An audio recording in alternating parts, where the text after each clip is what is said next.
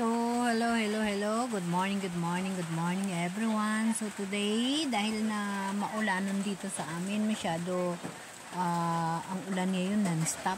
So, bali 4 days na nawala kami swimming. So, mag-video na lamang ako.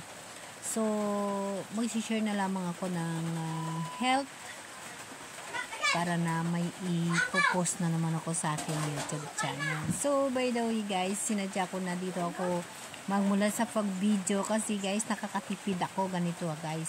Bilang content creator guys, nakakatipid ako pag dito ako magsimula sa itong apps.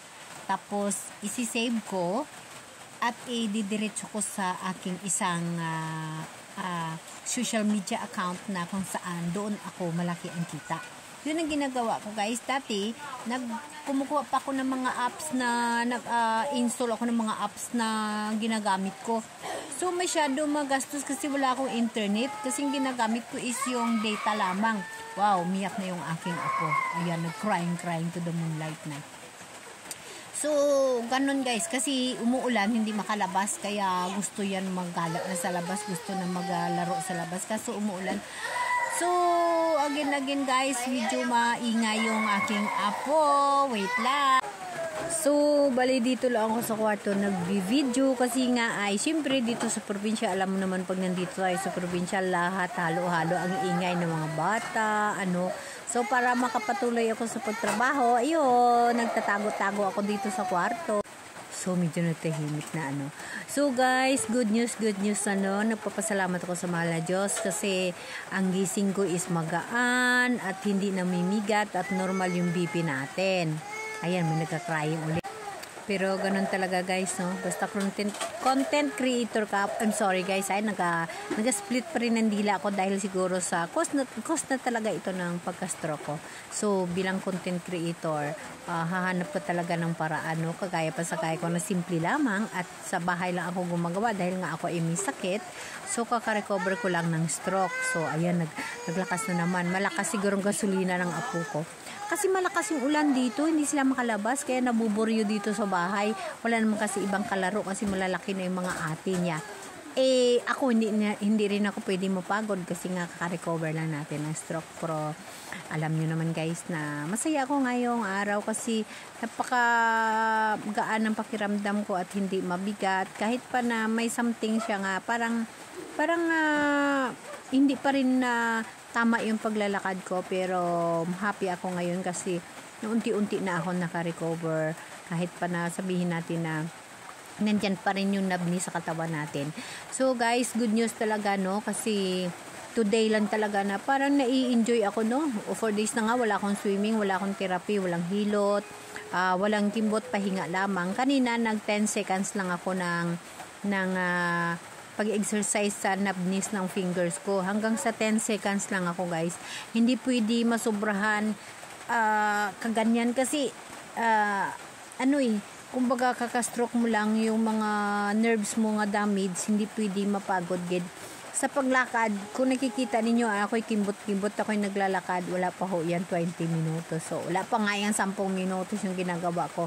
Pag masobrahan ako niyan, sigurado hihiga na ako niyan. So, ganun ho ang buhay ko. So, papasalamat lang ako guys kasi today talagang thanks God talaga na good talaga yung pagising ko, maayos talaga. Naligo na nga ako. Kasi wala namang swimming ngayon, wala akong swimming therapy ngayon. Kaya, papasalamat ako guys na nanatili kayong nandyan na nanonood sa akin, nagsusubaybay ng life ko, kung paano ako nakasurvive sa stroke. And then guys, ititip ko pala sa inyo dati lahat ng mga apps na-install ko na ata para lamang sa edition ng aking channel kung saan doon ako kumikita. Yun ang hanap buhay ko. Kasi stroke person, wala na ho akong trabaho. Yun na lang ang ginagawa ko kung saan na social media ko ako'y kumikita. Doon ko tinututukan yung pag-editing at pag-video ko. So, hindi naman ako sikat. Kaya, kung ano lang mayroon, ang importante kumikita sa kahit konti. Dati guys, lahat ng mga apps subukan ko na para sa editing ko. Ngayon, binigyan ako ng pagkakataon ng ating mga social media account dito sa TikTok na magkaroon ako ng mga upload na mula dito isi-save ko lang kag ililipat ko sa aking social media account na kung saan ay kumikita. Kasi guys, kung data kasi pag-uusapan, kasi wala akong internet, mauubos yung data ko pag halos na apps gagamitin ko. Hindi ho ako makatrabaho ng maayos. So, ang ginawa ko, mula ako dito kay TikTok, papunta ako sa isang social account ko para lamang na ako'y kumita. So, kumbaga, itong YouTube ko, itong video ko ngayon, itatransfer ko ito sa YouTube. Dito ko dinadaan kay TikTok dahil na nakasave ako ng data.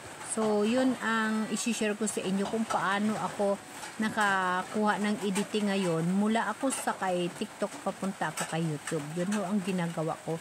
Ganun na paraan. Kasi sa social account media natin, nandito tayo para kumita. Kaya, yun ang paraan ko para kikita ako. So, at saka dyan ako kumukuha ng konting support sa sarili ko, sa mga gamot ko, at sa mga pangangailangan ko. Sa inyo lahat guys, maraming salamat sa inyo. Sa lahat sa inyo nangangarap na magiging social media creator, sikap lang.